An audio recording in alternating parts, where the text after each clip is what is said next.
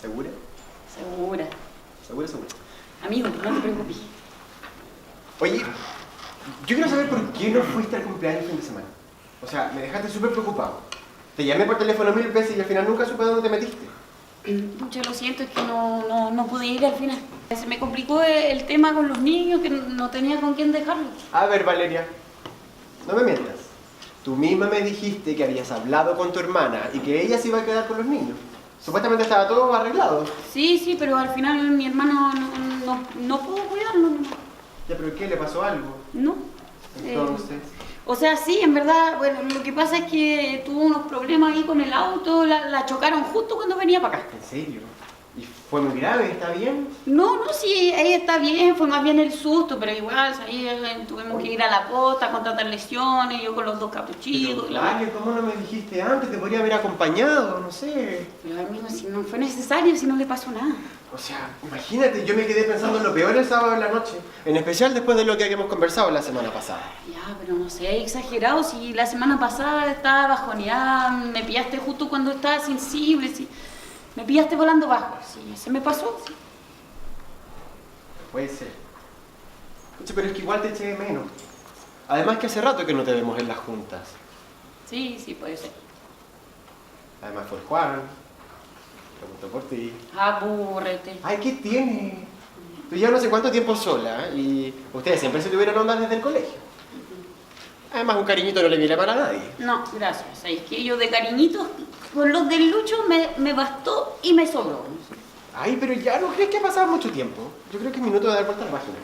Ya, si esa página ya la di vuelta, por eso mismo. Prefiero quedarme sola que mal acompañada. Ay, ella, la dama de hielo. Reina de las tinieblas para ti. Ridícula. Oye, ¿queréis tomar una copita? Yo parece que quiero otra copita de vino. ¿Queréis? Igual tengo que hacer después. Ah, ya, pero si es para calentar los motores, para relajarte un rato.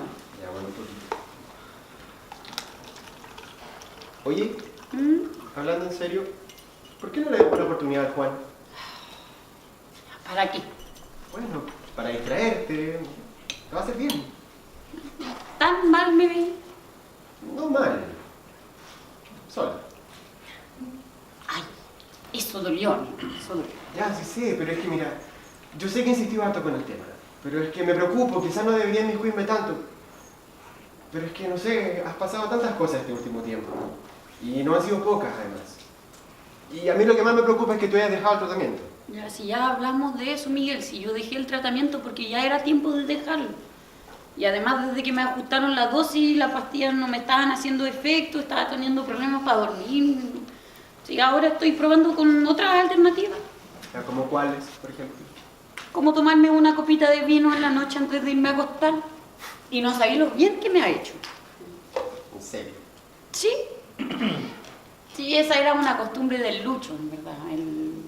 Siempre que estuvimos juntos, él lo hacía y bueno, era como su pequeño ritual. Ya, sí puede ser, pero es que el vino no va a lograr lo que debería lograr la terapia, pues. Pero me hace sentir mejor, ¿ya? Y de verdad que me ayuda a dormir. Además, es solo una copita, no le hace mal a nadie. Y tampoco es todos los días. Ya, ¿y qué? ¿Y si no lo haces? Si no tomas, ¿no duermes? No, tampoco tan así, pero...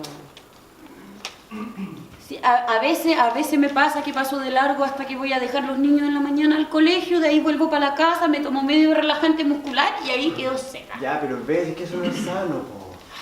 Amigo, ya te pusiste latero, sí sé. Ya sí sé, pero ¿qué querés que haga? Sí, Sí. ya lo he intentado todo y en verdad no me resulta nada. Y otra vez hablando de lo mismo, yo quiero saber cómo estás tú. Cuéntame cómo estás tú, tus proyectos. Eso me hace bien. Mira. Ya, ok, yo estoy bien, estoy bien. Con Felipe conseguimos el pie para poder hacerlo en local, entonces estamos esperando que nos den la respuesta. Bien. Y bueno, con otras cosas, ahora con el diseño, las máquinas, todo. Ay, harta pega, pero qué bueno que les esté resultando, amigo, me alegro, Calita. Sí. Oye, ¿y cómo están las cosas ahí entre ustedes dos? Bien, bien, con Felipe bien. O sea, me gusta harto. Y lo amo, en verdad. Como, no sé, bueno, peleamos harto, en especial ahora con esto del local. Normal. Como que somos bien exigentes y, bueno, nos ponemos un poco maniáticos, pero al fin y al cabo da lo mismo porque, no sé, tenemos esta cosilla de no acostarnos enojados. Qué buena política es esa. Sí. O sea, ¿cómo? Sí, o sea, digo, eso de no acostarse enojado, yo cuántas veces no nos acostamos peleados con el Lucho y es terrible porque uno se acuesta enojado, despertáis mal, el otro se va al trabajo todo el día, vuelve la noche y todavía siguen enojados, no, terrible. No, eso es horrible. O sea, bueno, tú por eso ahora estás en otro ciclo, en una nueva etapa donde esas cosas malas quedaron atrás. Ay, como que me dio calor. Esto como que el vino se me subió rápido a la cabeza. Me siento como en la auto, me hasta mediodía. Ya, pero amigo, si comaste media copa, no sé, Sí, bueno, exagerado. puede ser, pero es que no he comido y bueno, con el frío que hace afuera como que no lo asimila más rápido. Y eso que estoy hecho un abuelo. Yo creo que por ahí va la cosa, amigo. Oye, ¿Ah? hablando de abuelos, Sí. más ratito tengo que ir a comprar con Felipe unos muebles y unas cosas. De repente, ¿te motivas y vamos juntos? Gracias, amigo, pero en verdad tengo mucho que hacer acá en la casa. Ya, como que... Como lavar loza, cocinar, tengo que lavarme, todavía no me baño ni nada. Tengo que adelantar los almuerzos para mañana y bueno, en fin. Y además, ¿sabes qué? Además tú mismo me has dicho que yo tengo pésimo gusto para esas cosas. Ah, bueno, puede ser, pero al final es algo como entretenernos nosotros, para compartir, salir un rato de la casa. Además, tú hace rato que no te ves con Felipe. Sí, es verdad, pero... Escucha, mándale muchos saludos, pero esta vez voy a pasar a mí. Ya, pero ¿cómo? Vamos. No, en serio. Gracias. Segura. Segura.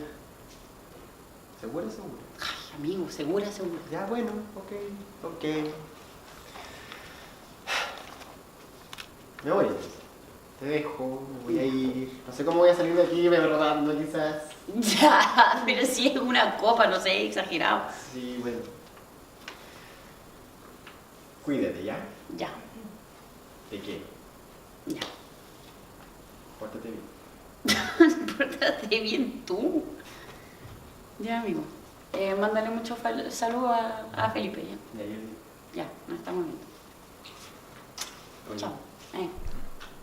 bájale la mano al copete. Ya, sí. Chao.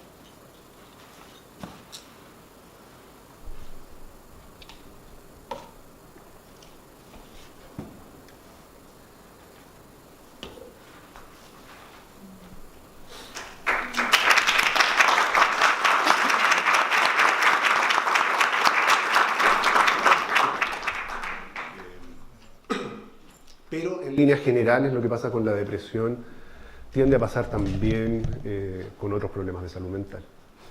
Finalmente vamos a tocar un poco el tema de tratamiento, ¿no? De qué se hace en tratamiento, ¿no? Me interesa que la gente tenga una noción de cómo trabajamos y también ojalá que puedan llevarse una idea de cómo podrían ustedes ayudar a alguien que tuviera un problema similar al de Valeria.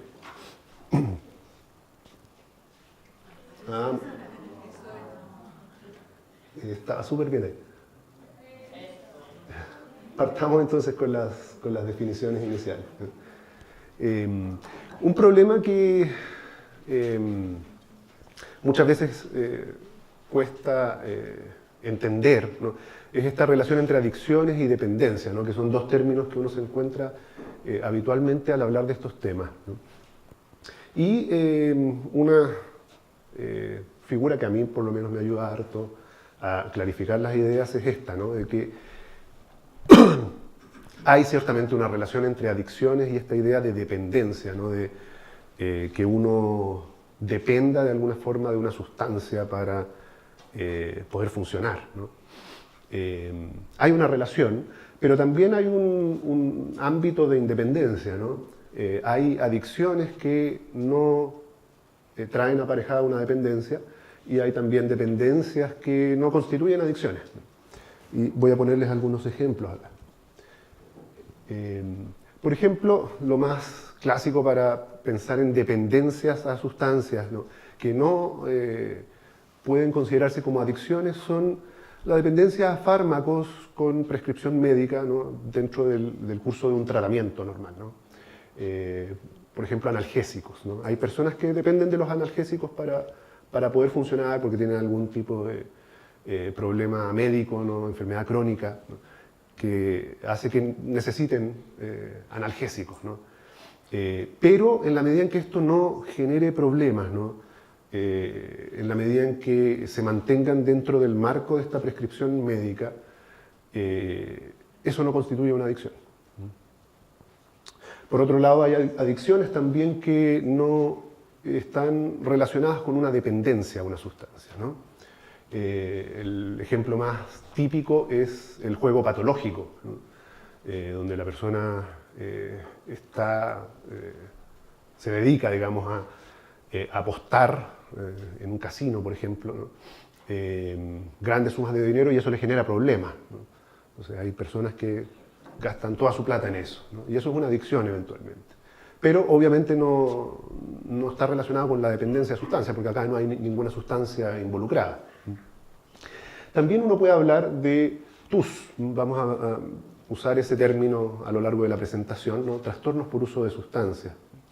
Es un término un poco técnico, pero me interesa transmitirlo.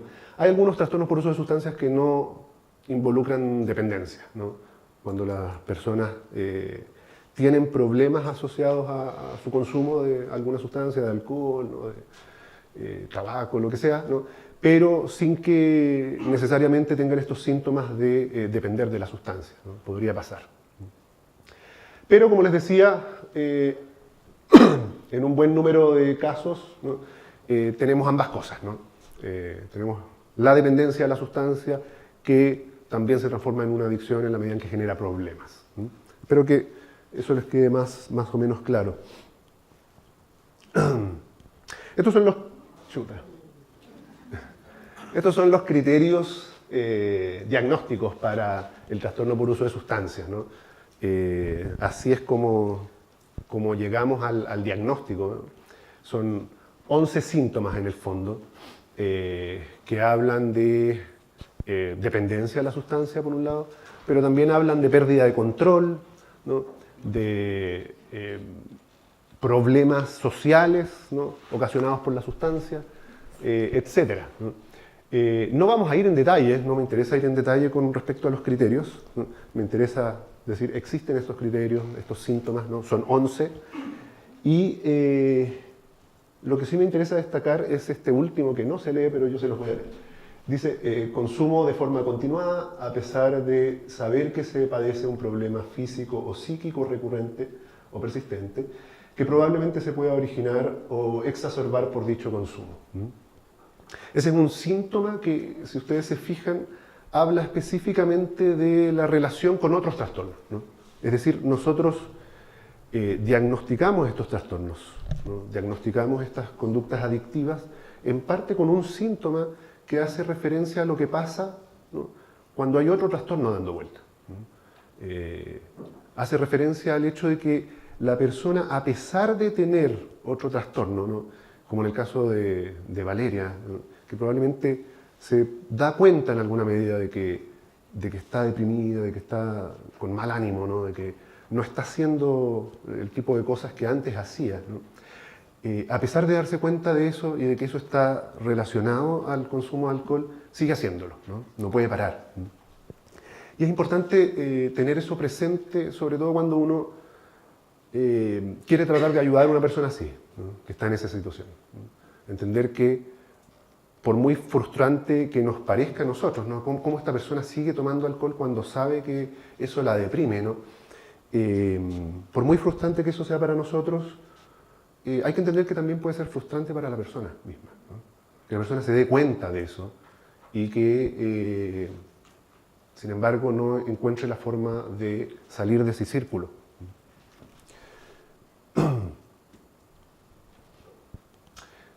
Me interesa, antes de hablar de la coocurrencia de las adicciones con otros trastornos, me interesa decir algunas cosas sobre cómo se diferencia, ¿no? La prevalencia de estos problemas en relación a ciertas características demográficas, ¿no? Este es un gráfico, tampoco se ve bien, pero yo se los cuento. Es un gráfico del cambio en la prevalencia, ¿no? Es decir, en el número de personas, el porcentaje de personas en la población que presenta un trastorno por uso de sustancias, ¿no?, a lo largo de la edad, ¿no? Acá está 18, 20 años, acá 21, 24, qué sé yo, 40, 49, 60 y más. Y lo que vemos ahí es algo que a muchas personas les sorprende al ver este gráfico al principio, ¿no? Cuando uno se imagina a una persona que tiene este tipo de problemas, ¿no? Por ejemplo, una persona que tiene un trastorno por uso de alcohol, ¿no?, un alcoholismo, uno se imagina a una persona relativamente vieja, relativamente mayor, ¿no?, una persona que lleva mucho tiempo tomando alcohol, ¿no?, y teniendo problemas, qué sé yo, ¿no? Pero lo que nos dice la investigación es que en realidad la mayoría de estas personas son gente joven. Y eso que nos sorprende es algo que es importante que también sepamos, ¿no?, que la mayoría de las personas que tienen estos problemas son gente que uno no espera que los tengan en el fondo, ¿no? Gente bien joven y que se imaginarán ustedes, ¿no?, esto es 18 a 20 años, ¿no?, es gente que lleva consumiendo la sustancia desde su adolescencia, ¿no?, probablemente. Entonces, como sociedad tenemos que tratar de hacernos cargo de ese tema lo antes posible, ¿no?, antes que llegue a ser muy tarde. Esto es lo mismo que les estaba comentando, ¿no? Solamente recalcar que este cambio, esta disminución en la prevalencia de los trastornos por uso de sustancias con la edad es algo que se encuentra en hombres y mujeres, ¿no?, en distintos grupos étnicos y con distintas formas de medir el tema, ¿no?, de evaluar el tema. Entonces es un hallazgo de investigación que encontramos de forma bien persistente, ¿no?, en distintos contextos. Otro tema que me interesaba plantearles, ¿no?, aparte de los cambios con la edad, son las diferencias en prevalencia que ocurren entre hombres y mujeres, ¿no? En líneas generales, los trastornos por uso de sustancias se encuentran de forma más frecuente en hombres. Sin embargo, nos interesaba plantear el tema de Valeria, ¿no?, de una mujer, porque hay ciertas cosas con respecto a las mujeres que tenemos que saber, ¿no? Como este tema, ¿no?, de los trastornos por uso de sustancias más frecuente en hombres, nos tendemos a imaginarnos, ¿no?, a las personas que sufren estos problemas como hombres, ¿no? Sin embargo, la prevalencia igual es relativamente alta en mujeres, ¿no?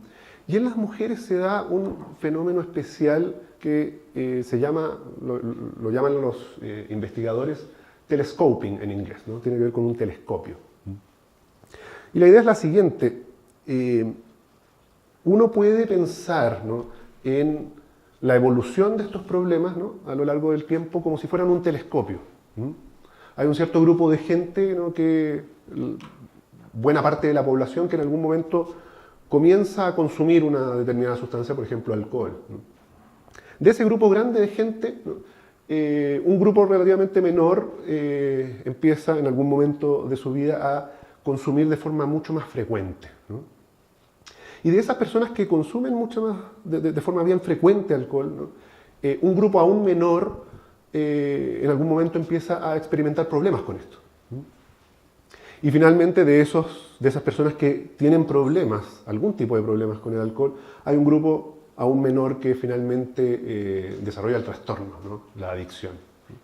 Entonces, si ustedes se fijan, esto es como un telescopio, ¿no?, con distintas fases, ¿no? Y lo que pasa con las mujeres, y por eso se habla de esto del telescopio, es que este telescopio es como si uno lo achicara un poco. Como uno agarra el telescopio y lo achica. ¿Qué significa eso? Significa que las mujeres, entre una etapa y la otra, ¿no?, de este proceso, se demoran mucho menos. O sea, entre el momento en que empiezan a consumir alcohol y el momento en que empiezan a consumir de forma más frecuente, ¿no?, entre el momento en que consumen más frecuentemente y el momento en que desarrollan problemas. Y entre el momento en que desarrollan problemas y llegan a tener el trastorno, ¿no?, cada una de esas fases es más breve en las mujeres que en los hombres, ¿no? Y eso es importante también tenerlo presente, ¿no? Porque eso significa que con las mujeres a lo largo de esta carrera, de este proceso, ¿no? Tenemos que movernos mucho más rápido, ¿no? Para poder prevenir que se llegue a una situación de más riesgo.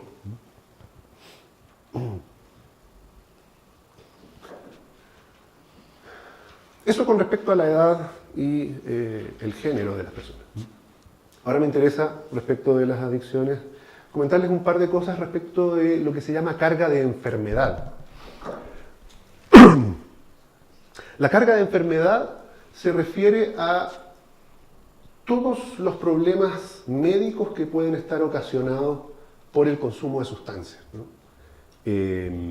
Hay harta investigación en el mundo, hay un estudio muy grande mundial sobre carga de enfermedad, ¿no? Que básicamente evalúa todos los posibles factores de riesgo, ¿no? Todas las posibles situaciones que son potencialmente capaces de ocasionar, de generar una enfermedad. Y básicamente lo que hace el estudio es tratar de ver cuáles de esos factores de riesgo son más potentes.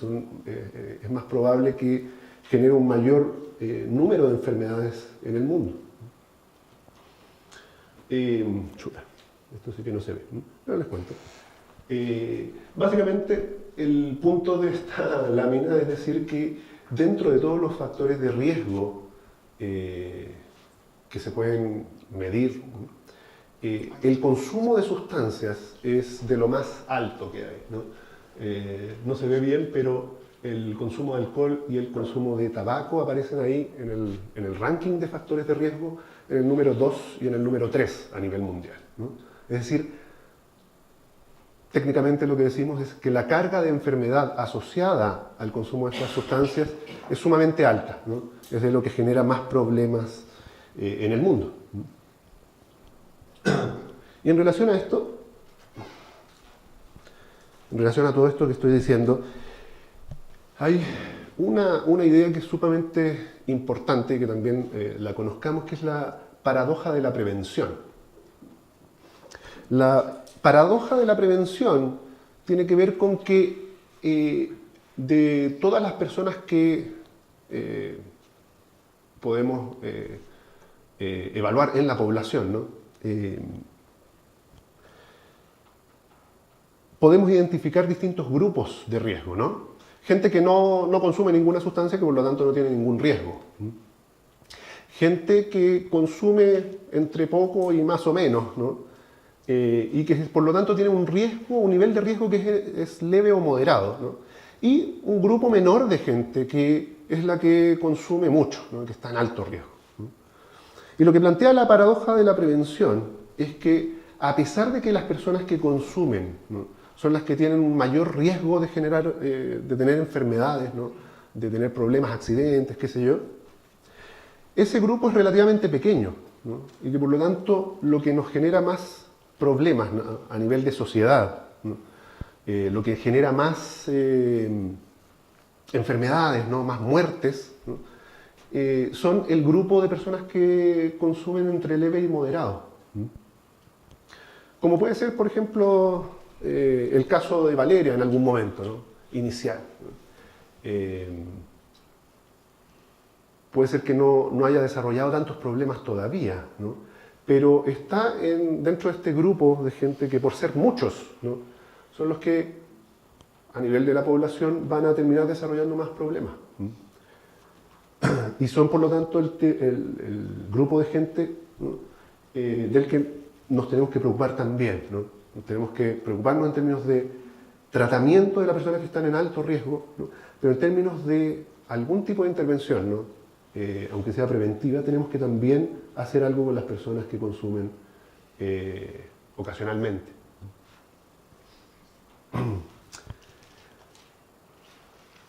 En relación a Chile, hay un reporte de la CICAD, que es una agencia de la Organización de Estados Americanos, ¿no?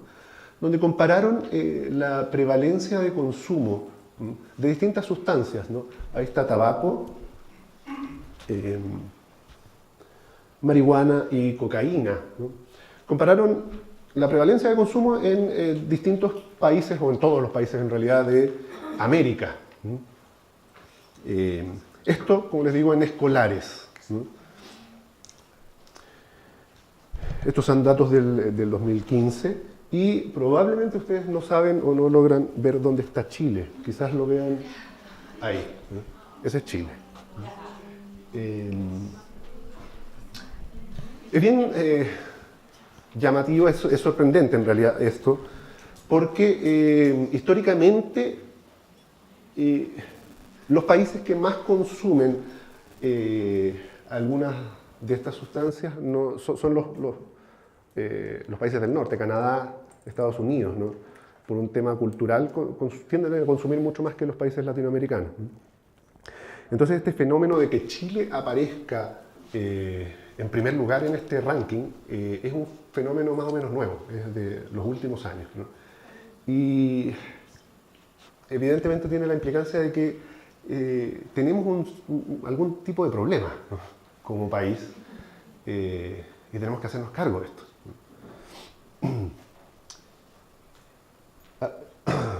Estos son más datos de Chile en particular. Ni yo veo bien esto es la edad de inicio del consumo de alcohol y marihuana en Chile, ¿no? Entre todas las personas que reportan haber consumido alguna vez esa sustancia, ¿no? Entonces se les pregunta a las personas, ¿usted ha consumido alguna vez alcohol? ¿No? Se dice que sí, se le pregunta, bueno, ¿cuándo fue la primera vez? Acá están las edades 9, 10, 11, 12, etc. ¿No? Y si se fijan ustedes, ¿no? Ya entre 11, 12 años, ¿no? Hay un buen porcentaje de gente que ya ha consumido en Chile alcohol o marihuana. Y eso implica que lo que tenemos que hacer es preocuparnos de esto desde temprano. ¿Dónde están el gráfico los 11 y 12 que no se ven? 11, 12, ok, 13.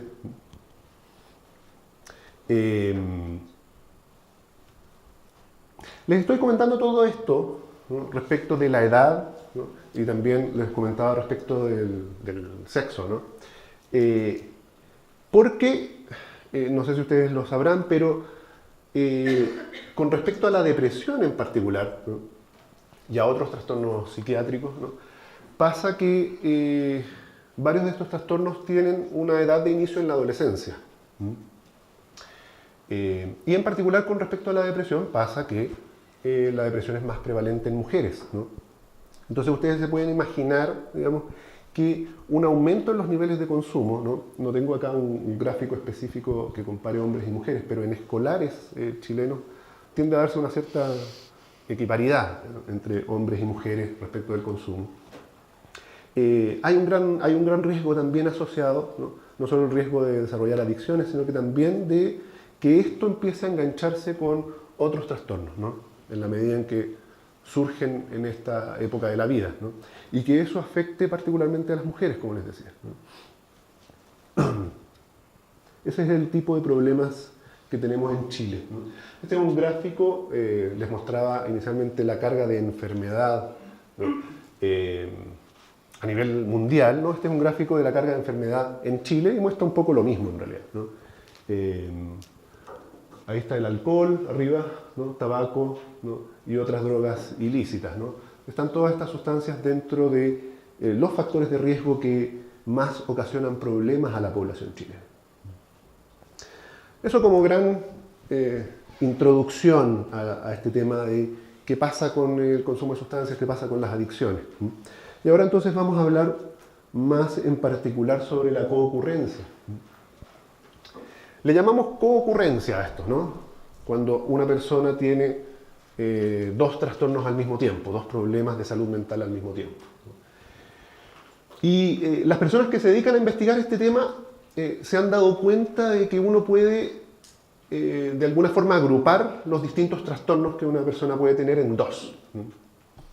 Por un lado, los trastornos externalizantes que se llaman, ¿no? Que son los tipos de trastornos que se expresan más o menos fácilmente en conductas observables, ¿no? Entre ellos están los trastornos por uso de sustancias, ¿no? Otras adicciones no asociadas a sustancias, trastorno por déficit atencional, por ejemplo, ¿no? Esos son externalizantes. Y por otro lado están los trastornos internalizantes. Dentro de los trastornos internalizantes entonces está la depresión, ¿no? Los trastornos de ansiedad, ese tipo de cosas que tienden a pasar un poco más piola, ¿no? Son más difíciles de identificar para el resto de las personas, por eso se llaman internalizantes, ¿no? Hacemos el círculo de lo internalizante un poco más grande porque en conjunto los trastornos internalizantes son algo más frecuentes, ¿no? En la población. Pero si ustedes se fijan, estos dos círculos también están traslapados en alguna medida, ¿no? Y eso tiene que ver con que también es relativamente frecuente, ¿no? Que las personas tengan un trastorno de los externalizantes junto con otro de los internalizantes. Y esta idea de agrupar los distintos trastornos en dos, ¿no? Grandes grupos, ¿no? Sirve para pensar en cuáles serán los factores de riesgo asociados, ¿no? A estos dos grupos, ¿no? ¿Cuál es el tipo de situación que hace que una persona sea más vulnerable a trastornos externalizantes versus trastornos internalizantes? Y una idea que plantean algunos investigadores es que el principal aspecto de vulnerabilidad para estos trastornos tiene que ver, por un lado, con la impulsividad, ¿no? Los trastornos externalizantes, ¿no?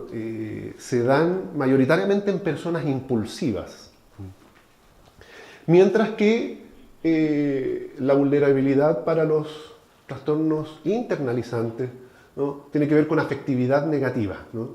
Con el tipo de personas que experimenta con mayor frecuencia emociones del orden de la pena, la rabia, ¿no? La culpa, ¿no? Esa es afectividad negativa, ¿no? Pero, como ustedes se imaginarán, estas dos cosas también se asocian entre sí, ¿no? Es decir, las personas que son impulsivas, en la medida en que actúan sin pensar mucho, ¿no? Y por lo tanto tienden a mandarse más embarradas en la vida, ¿no? Las consecuencias de esas embarradas los afectan en su ánimo, ¿no? Y por lo tanto estas personas impulsivas eventualmente empiezan a tener mayor afectividad negativa. Y por otro lado pasa también que las personas con mayor afecto negativo, ¿no? En la medida en que lo están pasando mal con harta frecuencia, ¿no? De repente se descargan de alguna forma, ¿no? Y actúan impulsivamente, muchas veces solo para romper esta tendencia, ¿no? a sentirse mal. Entonces estas dos cosas se empiezan a relacionar y empiezan a dar lugar a un círculo vicioso. Voy a hablar rapidito sobre esta distinción que puede ser un poco técnica, ¿no? Pero que es importante de tener presente, ¿no? Cuando uno trabaja con personas que tienen esta coocurrencia, ¿no? Que es la diferencia entre depresión, estoy poniendo de la depresión como ejemplo acá, ¿no? Inducida versus independiente, ¿no? Y básicamente el punto es que se pueden dar ambas cosas, ¿no? Hay depresiones que son inducidas por el consumo de sustancias, ¿no? En la medida en que los síntomas depresivos ocurren en mayor medida cuando la persona está consumiendo, se está recuperando de los efectos del consumo, ¿no? Y hay otro grupo de personas que experimentan más bien depresión independiente, ¿no? Es decir, que a pesar de que tienen depresión y trastorno por uso de sustancias, ¿no? Ambas cosas no van tan de la mano, ¿no? El punto es, esto ayuda de alguna forma a orientar el tratamiento, ¿no? Pero el hecho de que la depresión sea independiente no significa que no se dé este circuito, ¿no? A pesar de que sea en su origen una depresión independiente, de todas formas pasa que en algún momento empiezan a enganchar ambos trastornos, ¿no? Y a retroalimentarse. Estos son datos de la investigación en general que muestran que efectivamente ambos tipos de depresión, ¿no? Inducida e independiente, tienden a ocurrir con cierta frecuencia, ¿no? a nivel poblacional, ¿no? La depresión independiente tiende a ser un poco más frecuente, ¿no? Pero ambas ocurren, ¿no? Y por lo tanto ambas hay que tenerlas en cuenta. Otros datos de la investigación muestran que la presencia de cualquier trastorno, ¿no? Sea trastorno por uso de sustancias o depresión, aumenta mucho, ¿no?, la posibilidad de tener el otro trastorno, ¿no? Y por otra parte, ¿no?, la coocurrencia de estos trastornos hace que todo sea un poco más difícil, ¿no? Hace que el tratamiento sea más difícil, ¿no?, porque las personas tienen un nivel de síntomas más severo, ¿no? Por otro lado, hace que tengan una mayor frecuencia de recaídas, ¿no? Y hace que eventualmente abandonen el tratamiento más fácilmente, ¿no? Entonces complejiza un poco la situación el hecho de que haya coocurrencia, ¿no? Y por otra parte, un dato importante, siguiendo con esta idea que les planteaba sobre el riesgo particular que puedan tener las mujeres al respecto, es que la presencia de depresión en personas con trastorno por uso de sustancias tiende a ser mayor en mujeres que en hombres, ¿no?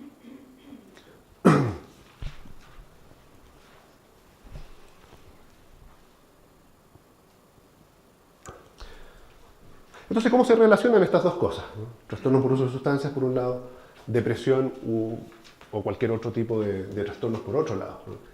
Y lo que me interesa entonces señalar es que no necesariamente se da en una dirección, ¿no?, sino que se puede dar en varias, ¿no? Puede ocurrir que los trastornos por uso de sustancias efectivamente induzcan una depresión, como decíamos, ¿no?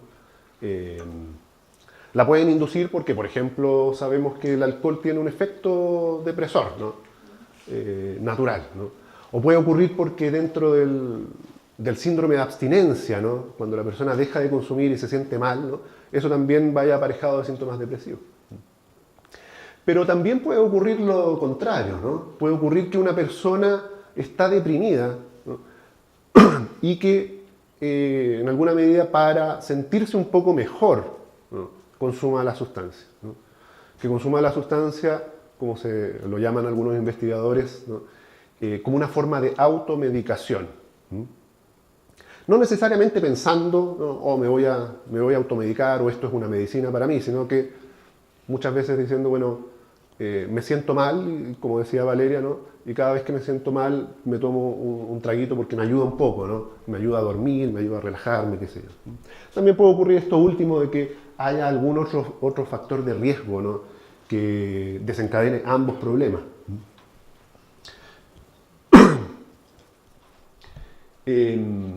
Y hay evidencia de cada uno de estos mecanismos en la literatura. Ambos comparten factores de riesgo, obviamente, ¿no?, como eventos estresantes, qué sé yo, ¿no?, experiencias traumáticas, ¿no? Pero por otra parte, el consumo de sustancias sabemos que induce cambios en el cerebro, ¿no?, que pueden gatillar una depresión. También produce problemas de orden médico o social que pueden gatillar una depresión. Y finalmente también sabemos que hay personas, un grupo de personas que ocupa las sustancias, que consume las sustancias como una forma de automedicarse, ¿no? Es decir, ¿Qué es la exposición prenatal? buena pregunta. Exposición prenatal es la exposición a la sustancia cuando el bebé está en la guatita de la mamá. Es decir, cuando una persona embarazada consume la sustancia, ¿no? Se habla de que ese feto está recibiendo una exposición a la sustancia prenatal. Y ese es un factor de riesgo, evidentemente, para ambas cosas también, ¿no?, tanto para el desarrollo futuro de trastorno por uso de sustancias en ese bebé como depresión.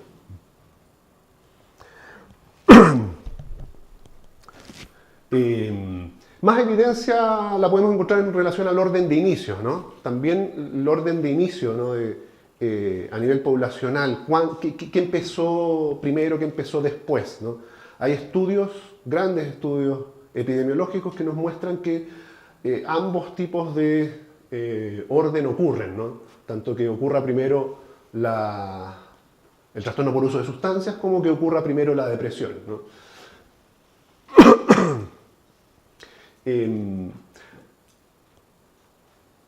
Sin embargo, a pesar de que a nivel poblacional, ¿no? Tiende a ser más frecuente que el trastorno por uso de sustancias ocurra primero que la depresión, ¿no?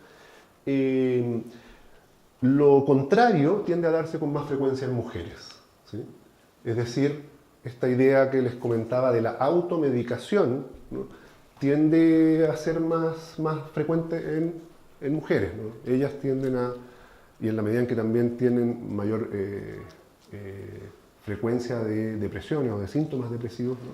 Es más probable que a ellas les pase lo que le pasaba a Valeria en el ejemplo que vimos al comienzo. Y por otro lado, esto ya lo comentaba, ¿no? Se da un proceso de retroalimentación entre ambas cosas, ¿no? Independiente de qué empezó primero y qué empezó después, ¿no? Lo que uno termina observando en las personas que tienen ambos trastornos es que se da un círculo vicioso, ¿no? En el sentido de que la persona se deprime, ¿no? Y consume para sentirse un poco mejor, ¿no? Pero en la medida en que consume la sustancia, eso le genera problemas de todo tipo, le genera problemas con los amigos, con la familia, en el trabajo, ¿no? Y en la medida en que tiene problemas se deprime de nuevo, ¿no? Y vuelta a lo mismo. Y eso entonces es algo que tenemos que tener presente al momento de tratar de ayudar a estas personas. Entonces vamos a terminar con este tema de cómo ayudamos. Vimos en el ejemplo inicial, ¿no? Que el amigo Miguel trataba de hacer algo, ¿no? para ayudar a Valeria, ¿no? Trataba de motivarla un poco, de sacarla de su casa, hacer cosas entretenidas, qué sé yo. Trataba de motivarla también a seguir en tratamiento, ¿no? Pero no le resultaba muy bien. Y lo que pasa, lo que ha mostrado la investigación en relación a estos temas es que hay una serie de barreras, ¿no? Barreras para el acceso a tratamiento y barreras también para permanecer en tratamiento, ¿no? Que hacen que un grupo importante de personas no pueda recibir el tratamiento que necesita. En primer lugar, pasa que por distintas razones las personas ven o se resisten, digamos, a ir a tratamiento, o lo ven como algo muy difícil, ¿no? Porque el centro de tratamiento les queda lejos, o les sale muy caro, qué sé yo, ¿no? Hay una serie de problemas que hace que entre el momento en que comienzan los síntomas del trastorno, ¿no? Y el momento en que la persona efectivamente llega a tratamiento, pasen años, ¿no? Es decir, la mayoría de las personas vive por años con estos problemas, ¿no? Sin recibir tratamiento.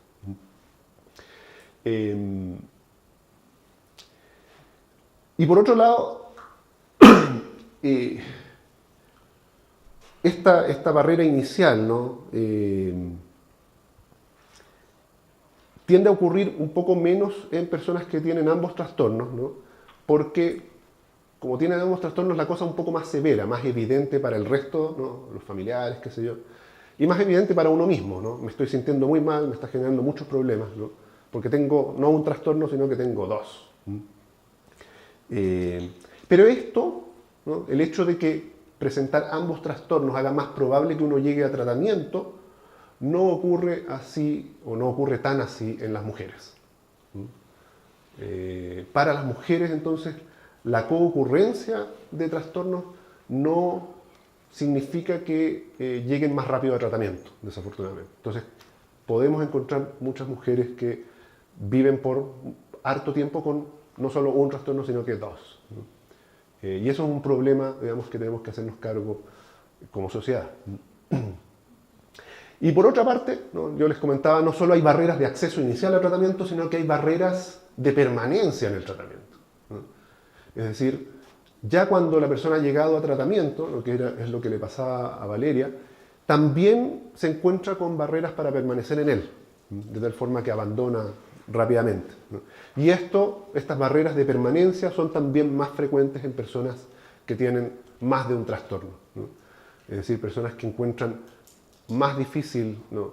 Poder encontrar alivio, ¿no? En el tratamiento, o que se desaniman más rápidamente, o que no tienen el apoyo suficiente de sus familiares o amigos, ¿no?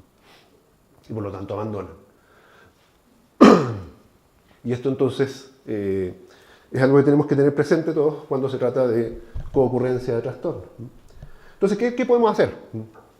Esa es la gran pregunta. ¿Qué podemos hacer para ayudar a una persona que tiene este tipo de problemas, ¿no?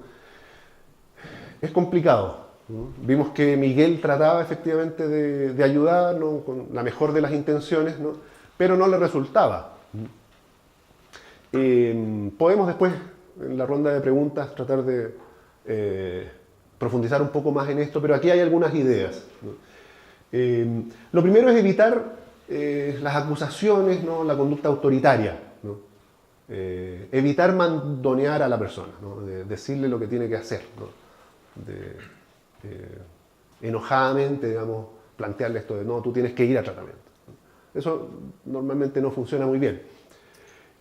Por otra parte, considerar el momento, ¿no? Considerar el timing, ¿no? Hay ciertos momentos en que las personas están más abiertas a escuchar y otros momentos en que no, en realidad, ¿no? Y si la persona está muy cerrada a escuchar, es contraproducente estar, digamos, hinchando, ¿no? Por otra parte, hacer preguntas, más que decir mucho, ¿no? Más que dar un discurso sobre lo que le está pasando a la otra persona, ¿no? Más que estar dando opiniones sobre qué es lo que debería hacer, hacer preguntas, ¿no? Preguntarle a la persona, bueno, ¿cómo lo ves tú, ¿no? ¿Cómo ves tú tus problemas? ¿Cómo ves tú cómo te estás sintiendo? ¿De qué forma te podría ayudar yo, ¿no? Hacer preguntas. Hablar, entonces, decíamos, no hablar desde la rabia, ¿no? Desde la posición autoritaria, hablar más bien desde el cariño y la preocupación, ¿no? Esto ayuda entonces también a ser empático, ¿no?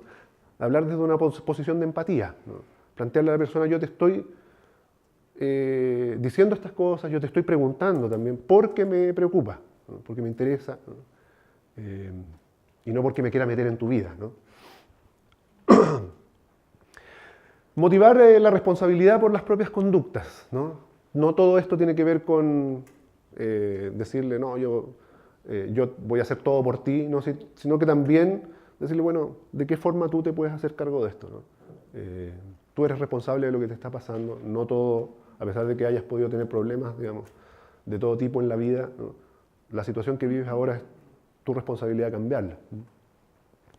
Plantear límites, ¿no? Es decir, yo te voy a ayudar, estoy dispuesto a ayudarte, pero no te voy a ayudar en todo, ciertamente no te voy a ayudar a autoboicotearte o a conseguir alcohol, por ejemplo, ¿no? Plantear los límites desde el principio, ¿no? Buscar más ayuda también, ¿no? No estar solo en esta pega. Daba la impresión en lo que vimos inicialmente que Miguel estaba un poco solo en esta cruzada por ayudar a Valeria. Buscar más ayuda es siempre buena idea, ¿no? De repente puede ser no solamente ayuda directa a Valeria, sino que ayuda para uno, para la persona que está tratando de motivar al otro, ¿no? Y finalmente, seguir apoyando durante el tratamiento. Yo les decía, hay barreras de acceso, pero también hay barreras de permanencia, ¿no? Y muchas veces pasa que las personas llegan a tratamiento motivadas por algún familiar, algún amigo, ¿no? Que está como bien puesto ahí, pero el familiar o el amigo se retiran, ¿no? Una vez que la persona está en tratamiento. Y eso tiende a ocasionar que la persona también abandone, ¿no? Entonces, si estamos dispuestos a ayudar, ojalá que también estemos dispuestos a permanecer en esa disposición de ayuda. Y si uno está entonces en esa situación de ayudar a una persona a que acuda a tratamiento, ¿no? Me interesa que se vayan con una cierta idea de cómo son los tratamientos para la coocurrencia, ¿no? El tratamiento puede ser secuencial, puede ser simultáneo, puede ser de cuidado integral, ¿no? Y ahí va a depender un poco de la evaluación que se haga sobre la severidad del cuadro, ¿no? Qué tipo de tratamiento va a seguir la persona, ¿no? El tratamiento secuencial es que se trata un trastorno a la vez, ¿no? Primero el más severo, luego se sigue con el otro, ¿no?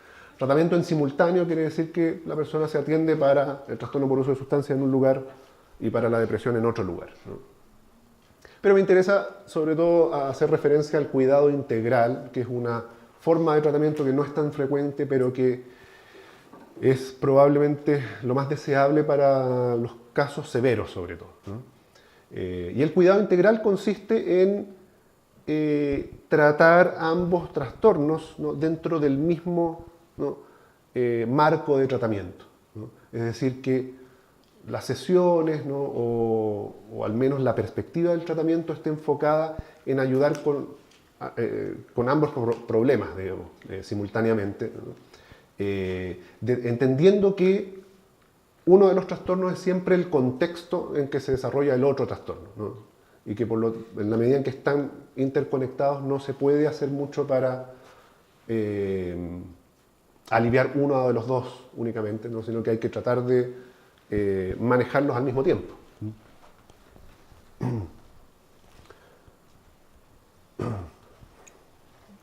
Y para entender un poco esta idea de los distintos niveles de severidad, con esto estamos terminando, ¿no?, hay un modelo que se llama el modelo cuadrante, ¿no?, que puede ayudar a entender un poco cómo están pensando de repente los profesionales al respecto, ¿no? Y que plantea que la severidad del trastorno por uso de sustancias, ¿no?, puede ser baja o alta, y la severidad de la depresión puede ser baja o alta, ¿no? Entonces una persona puede tener alta severidad en un trastorno, baja severidad en otro, ¿no? Y dependiendo de eso es cómo se piensa y se organiza el tratamiento, ¿no? Si ustedes están en esa situación, ¿no?, de ir a tratamiento o de ayudar a alguien más, ¿no?, la decisión de cómo se organiza el tratamiento va a estar pensada a partir de estas coordenadas de alguna forma, ¿no? No vamos a entrar tanto en detalle con respecto a eso porque estamos en el tiempo, ¿no? Con eso, como les decía, estamos terminando, ¿no? Muchas gracias a todos.